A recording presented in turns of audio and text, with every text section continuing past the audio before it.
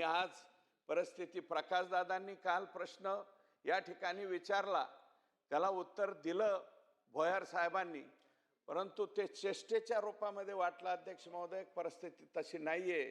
ग्रामीण भागामध्ये पहिले म्हणजे गावामधल्या पारावरती बसून आमच्या बाबासाहेबला फार स्थळं येत आहेत, आमच्या बाबासाहेबला फार स्थळं येत आहेत, अशा गप्पा मारायच्या. अध्यक्ष महोदय, एक मुलगी उपवर कन्या असेल तर 20 ते 25 ठिकाणची स्थळं येत आहेत. अध्यक्ष महोदय, 150 पहिलवान गावात बिगर लग्नाचा आहे, एकाला सुद्धा सोयरीक आहे ना, इतकी वाईट अवस्था ही ग्रामीण भागामध्ये त्या ठिकाणी झालेली.